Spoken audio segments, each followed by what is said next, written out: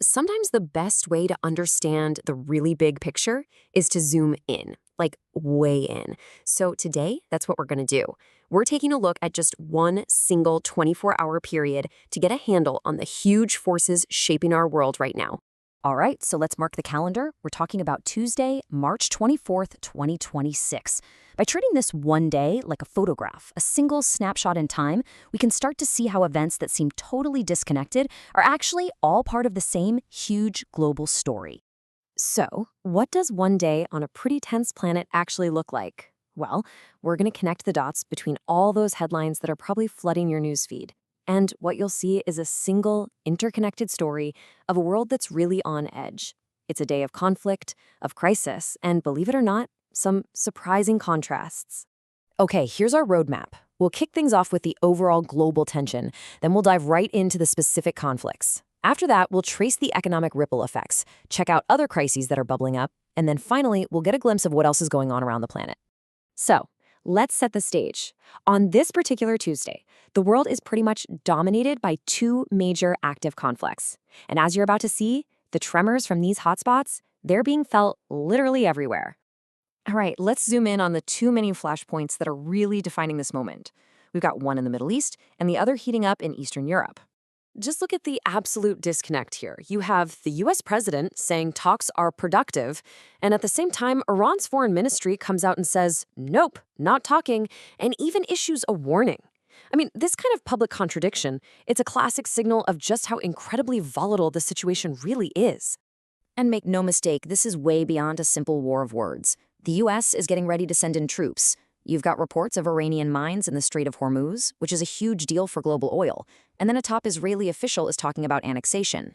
These are real-world actions that are cranking up the tension big time. And at the exact same time, halfway around the world, the war in Ukraine is seeing this massive escalation.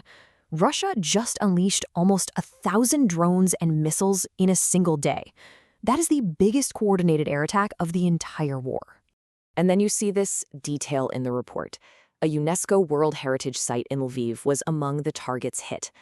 This sends such a clear message. This isn't just about hitting military objectives anymore. This is an attack on a country's culture, on its identity, and honestly, on our shared human history.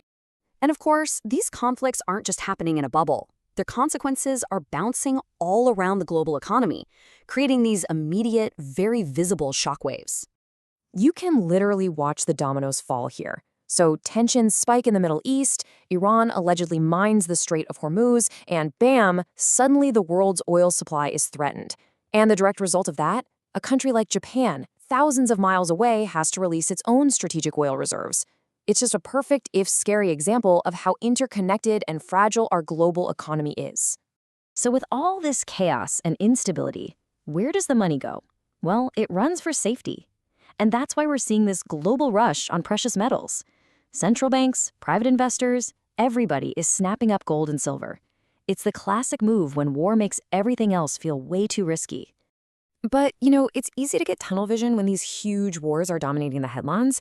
And on this same Tuesday, there are other massive humanitarian and environmental crises unfolding that really demand our attention. 66. That's how many people, including soldiers and their families, were killed today when a military transport plane crashed in southwestern Colombia, a terrible national tragedy just unfolding in the shadow of all this other global chaos. And then there's this number 229.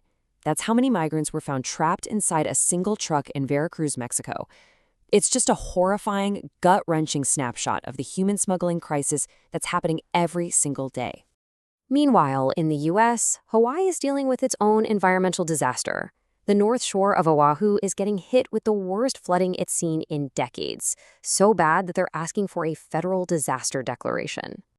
And that flooding in Hawaii, well, it's a local disaster that has a global cause. On this exact same day, the United Nations confirms that greenhouse gas concentrations have hit an all-time high. It puts these extreme weather events into a much bigger and, frankly, much more alarming context. But even with all these massive crises going on, it is so important to remember that the world doesn't just stop. The day-to-day machinery of politics and diplomacy and even sports just keeps on turning. And the day's other headlines really show that incredible diversity. You've got a glimmer of good news: a U.S. citizen is freed in Afghanistan. In tech, Russia is launching new satellites. In politics, it's business as usual with a new cabinet confirmation in the US. And hey, in the world of sports, the figure skating world championships are kicking off in Prague. Life, in all its incredible complexity, just carries on. So, when we finally zoom back out and we look at this single Tuesday, what do we actually see?